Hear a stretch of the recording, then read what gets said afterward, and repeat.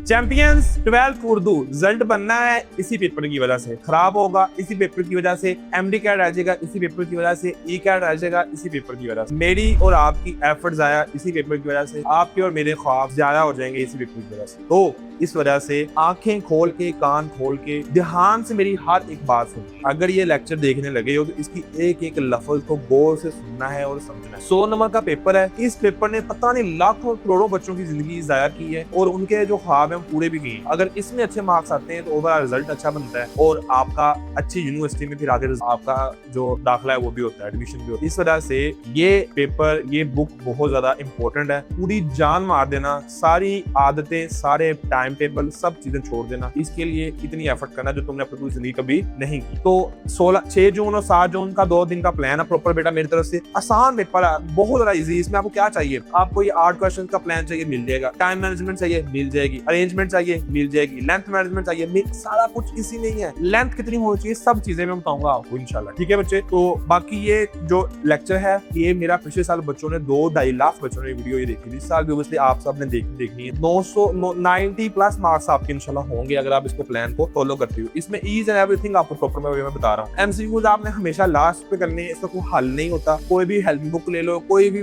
Model paper ले लो, कोई भी ग्रामर ले लो, जहां से तुम्हें मिलता है बोर्ड ग्रामर से तुमने एमसीक्यूज जरूर सोल्व करनी है, बात याद रखना। वहां से एमसीक्यूज आते हैं, अच्छे तरीके से आपने कर लेना और लास्ट पे करना है। जहां तक बात नज़मों की है, नज़में आपको सारी करनी पड़ेगी। कोई ऐसा आइडिया नहीं है कौन सी नज़म में से आना है, कौन सी में से नहीं है, लेकिन जो इंपॉर्टेंट चीज है वो है उसको सोल्व करने का तरीका। अब जब नज़म हम सोल्व करते हैं तो यहाँ पे हमने लिखते हैं नज़म के उन्वान के साथ शायर का नाम। नज़म का उन्वान आप कैसे याद रहेगा उसका तरीका मैं आपको बता देता हूँ। आपको तो शेर आना है, अगर किसी भी शेर के आखिर में इस का हो तो समझ लो कि वो नज़म कौन सी है, हमद है, और उसका शायर कौन है, मौलाना ज़फ़र अली। समझ आ रही है? तो ये आप एक आपके सामने याद करने की तकनीक मैंने दी है, इसके आप एक स्क्रीनशॉट ले लो ताकि आपको याद रहे कि अगर नज़म के आखिर के शेर के आखिर में लास्ट में ये आ रहा है उसका आखिरी काफिया ये है तो कौन सी नज़म बन रही है, ताकि आपके लिए जब तशरीह में लिखना उस नज़म का उन्वान क्या हो, आसान हो और इजी हो। साथ में आपने यहाँ से शायर के नाम जो है ना वो भी याद कर लेंगे। बाकी तशरीह में क्या करते हैं, फोन के नंबर नहीं होते, लिखना तो लिखना, नहीं लिखना ना लिखो, तशरीह के नंबर होते हैं। अब तशरीह करते हुए सबसे इंपॉर्टेंट चीज क्या होती है कि तशरीह के अंदर हमने शायर जो भी शेर है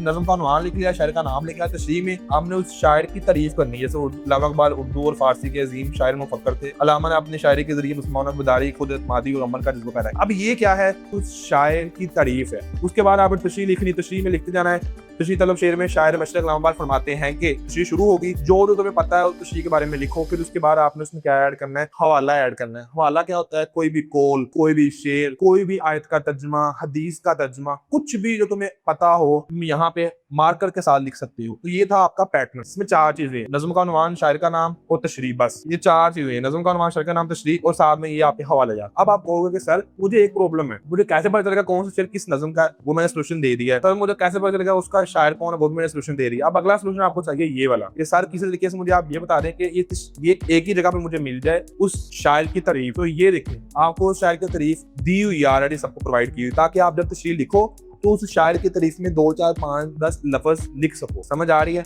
उसके लिए आपको प्रोवाइड की हुई है, ये चीजें प्रोवाइड की हुई। इसके अलावा इसकी हमद के किसी भी शेर की तशरीह से पहले आपने ये जरूर लिख लेना, ये वाला। अब आप चाहोगे कि सर इस तरह की बाकी सब जो शायर हैं उनकी भी आप दे दो मुझे, और साथ में उनके अंदर ये जो 3-4 लाइनें लिखनी शुरू में ये भी दे दें। तो आपने सिंपल व्हाट्सएप का चैनल है, फर्स्ट कमेंट में उसको फॉलो करना है। वहां आपको मैं सारी चीजें प्रोवाइड कर दूंगा, सारी नज़मों, ठीक है। फर्स्ट कमेंट में उसका लिंक है, उसको फॉलो करना है और दूसरों को भी कहना है उसको फॉलो करें। गजलें क्या है, गजल का तरीका सिंपल है। इसमें गजल का नाम नहीं होता, बस शायर का नाम लिखना होता है, साथ तशरीह भी शुरू कर देनी है और इसमें आपने भी हवालात ऐड करने हैं। इसमें भी क्या है, आखिर पे ये है, आखिर पे ये है, तो ये पहली गजल है, दूसरी गजल है, जाते हैं क्योंकि याद नहीं रहता कौन से शायर की कौन सी नज़म गजल है। तो यहाँ पे आपको शायर के नाम भी लिखे हुए हैं और उनकी पहली गजल क्या रहा है, होना ही है भी, कब कब थी, नहीं होता। तो इससे आपको याद है कौन सी नज़म का शेर है, कौन सी गजल का शेर है, इसका शायर कौन है, ठीक है। बाकी जैसे हमने उसकी की है तारीफ, हमने गजल के जो शायर है उसकी तारीफ भी करनी है। इसके लिए भी आपने व्हाट्सएप चैनल का लिंक ज्वाइन कर लेना है, फर्स्ट कमेंट में दिया, वहां आपको मैं सारा कुछ प्रोवाइड कर दूंगा। मुकम्मल सारी गजलें आपने करनी है, ठीक है बच्चे। सैकुसबाग क्या है, सैकुसबाग में आपने बिल्कुल आपको 2 पैराग्राफ आने हैं, कोई एक करना है। पहले 6 सबक आप कर लो तो बहुत है, पहले 6 सबक में से आपका एक हो ही जाना है। अगर 6 में से एक पैराग्राफ आता है, पहले 6 में से एक पैराग्राफ आएगा, पैराग्राफ आएगा, उस पैराग्राफ की आपने तशरीह करनी है, उसको कहते हैं सैकुसबाग के हवाले से तशरीह। अब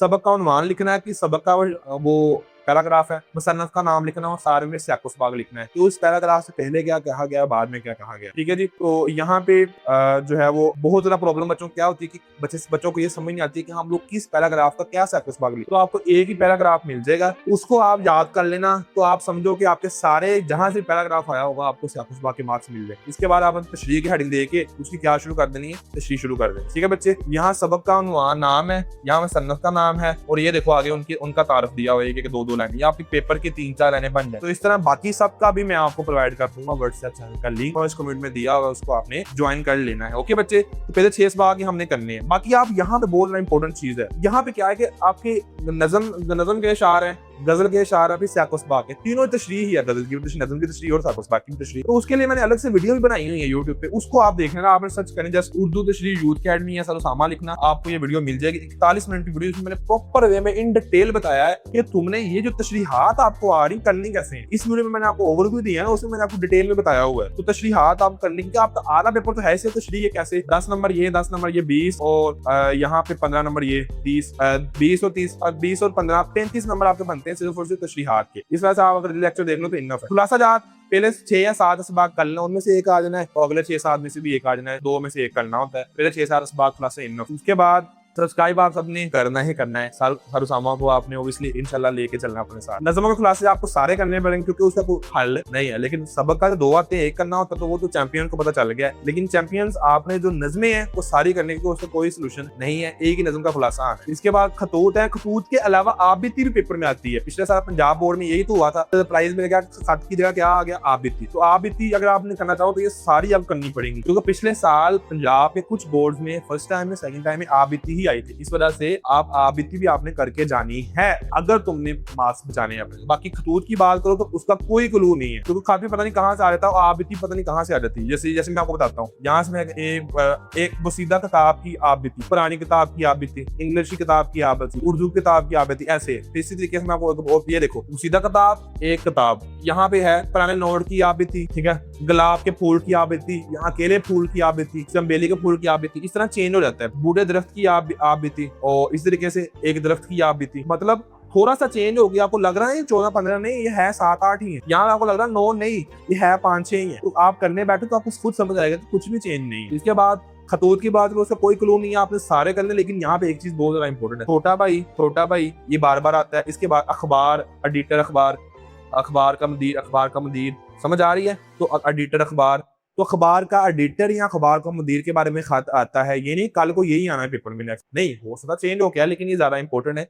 जो आपके सामने सारे दिए हुए हैं, जितने करो उतने कम है। ये भी तशरीह के हिसाब से ही होता है, बस पैटर्न आपको आना चाहिए। वैसे पैटर्न के 5 नंबर है, अगर आप वो ही लिख दो तो इनफ है, 3-4 नंबर तो आपको मिलेंगे ना। ठीक है, तो एडिशनल कुछ खत और भी नहीं हुए जो साथ में आपने जरूर करने, एक अखबार के मुदीर के नाम। मज़ामीन की बात है, जस्ट 13 मज़ामीन आपने करने हैं, 3 में से आपने एक मज़मून करना है, वो आ ही जाना है अगर आप ये 13 करते हो। कैसे? उससे पहले आप सबने 10,000 लाइक्स पूरे करें, अभी इसी टाइम वीडियो को लाइक करना है और साथ में सर को सब्सक्राइब भी करना है। ठीक है मेरे चैंपियंस, चलो जी। अच्छा, अगर हम मज़मून की बात करें तो 13 मज़ामीन हमारे पास है। मोहसिन इंसानियत आपको आ सकता है उसको हसना के साथ, खातमुन नबीयीन, रहमत लिल आलमीन, दिल के वास्ते पैदा किया इंसान को, ये सब मोहसिन इंसानियत ही है। एक ही मजमून बन रहा है। अल्लामा इकबाल पसंदीदा शायर मशहूर, मेरी पसंदीदा शख्सियत में इकबाल आप लिख सकते। अपनी मदद आप में मेहनत की बरकत ही है, मेहनत की अजमत भी वही है, अपनी मदद आप भी वही है। तो इस तरह से आपने टेंशन नहीं ले ली। साइंस के करिश्मे, इंटरनेट और दौरे हाज़िर, मोबाइल फोन का इस्तेमाल और फवायद और नाफवायद, साइंस की तबाहकारियां, सोशल मीडिया के असरात, साइंस और हमारी जिंदगी, साइंस के फायदे। साइंस के बारे में, मोबाइल के बारे में, इंटरनेट के बारे में एक ऐसे जरूर होता है। कल के पेपर में आप जब देखोगे पंजाब में, आधे से ज्यादा पंजाब में एक ना एक ऐसे जरूर होगा। माहौलियाती आलूदगी, माशरती बुराइयां भी वही है, स्मोक के असबाब भी वही, स्मोक के असबाब हो रही है, माहौलियाती आलूदगी हो रही है, बुराइयां वो वही सेम चीजें हैं। ठीक है,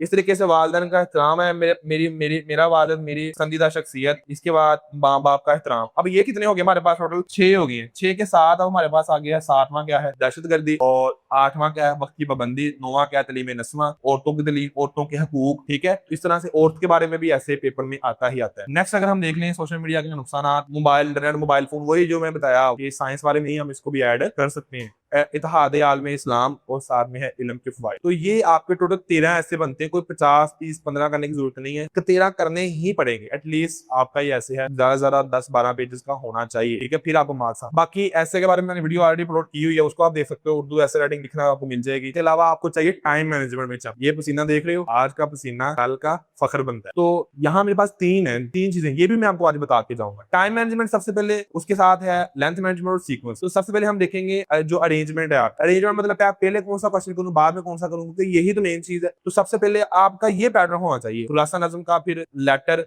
फिर नज़म के शागिद तशरीह, फिर सबक का खुलासा, फिर नसर के पैराग्राफ की तशरीह, गज़ल के शागिद तशरीह, और ऐसे ये आपका पैटर्न होना चाहिए। ये पैटर्न आपका होना चाहिए, आपके सामने है, ठीक है। आप अपने हिसाब से पैटर्न को चेंज कर सकते हो, पहले मैं कौन सी चीज करूं, बाद में क्या, बाद में क्या, बाद में क्या। उसके बाद आप इसका स्क्रीनशॉट सारे बच्चे ले लो, ठीक है। उसके साथ आप आ जाओ आगे उर्दू के एग्जाम्स की टाइम मैनेजमेंट क्या है। टाइम मैनेजमेंट आपको बता देता हूँ। यहाँ पे अगर आप देखो टाइम मैनेजमेंट को, तो सबसे पहले ये 10 चीजें दी हुई है। 10 के 10 चीजों का आगे टाइम भी दिया। पेपर को देखने के 2 मिनट है, नज़म का खुलासा करने के 5 मिनट है, लेटर लिखने के 10 मिनट है, और नज़म का शागिद तशरीह 25 मिनट है, सबक का खुलासा 20 मिनट है। तो ये सारे टाइम यहाँ पे दिया हुआ है। अगर आप इस तरह से यूज करते हैं, जैसे 35 मिनट दिए होंगे, आधा घंटे से ज्यादा टाइम है आपके पास मजमून लिखने की, तो आपने जरूर अच्छे तरीके से उसको करना है, ठीक है बच्चे। उसके बाद जो लेंथ मैनेजमेंट है वो आपके सामने है, कितनी लाइंस का होना चाहिए। नज़म का खुलासा 8 से 12 लाइंस का, लेटर 2 पेज का। पेज 2 पेज से बना रहा है, एक साइड एक पेज, दूसरी साइड दूसरा पेज। एक पेपर की एक साइड जो होती है सिंगल एक साइड, एक पेपर की 2 साइड होती है, लेकिन हम एक साइड को एक पेज कहेंगे। तो ये आपके सामने इसकी लेंथ दी हुई है, आप इसका भी स्क्रीनशॉट ले, ठीक है। बाकी 2 दिन है, तो फर्स्ट डे आप क्या करो, फर्स्ट डे आप तशरीहार करो, साथ में करो खुलासे, बस इतना काम कर लो। और सेकंड डे आपको वैसा लेटर। तो इस तरह से आप डिवाइड कर लो अपनी चीजों को। तो फर्स्ट डे मैंने ये चीजें कंप्लीट करके छोड़। बाकी फर्स्ट चैनल को आपने फॉलो कर लेना, सब्सक्राइब करना है। और मेरे पास आप सबके लिए फाइनल एसएमएस भी है, सरप्राइज है।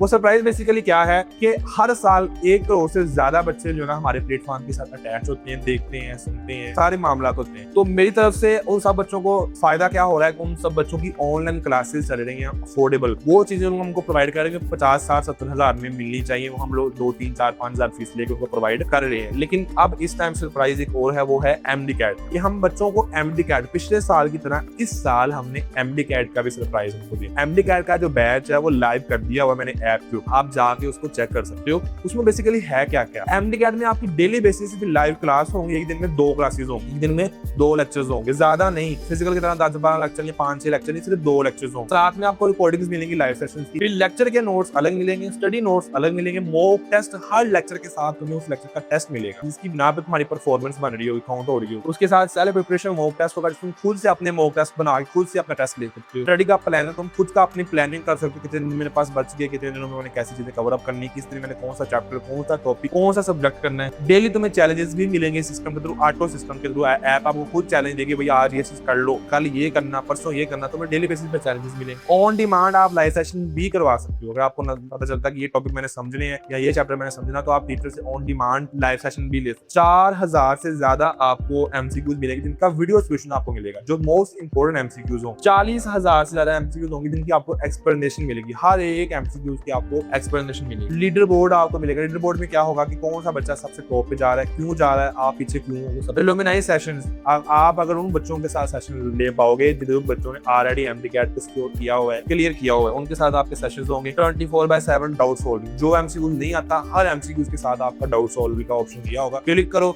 उसका डाउट आपका सॉल्व हो जाएगा, आपको उसकी एक्सप्लेनेशन आपके सामने आ जाएगी। तो ये सारी चीजें मिलेंगी MD-CAT के बैच में, पूरे पाकिस्तान में और किसी जगह पे नहीं है। MD-CAT का बैच ऐप पे लाइव है, आप जाके चेक कर सकते हैं और इसमें एडमिशन प्रॉपर वे में ले सकते हैं। ओके बच्चे, बाकी पाकिस्तान जिंदाबाद, यूथ कैडेट जिंदाबाद, मेरे चैंपियन जिंदाबाद। और वीडियो कैसी लगी जरूर सबने बताना है अपने अपने कमेंट्स, क्योंकि मैंने पूरी जान मार दी, आपको हर चीज समझा दी। तो मैं याद रखिएगा। अल्लाह हाफिज, अल्लाह हाफिज, अल्लाह हाफिज।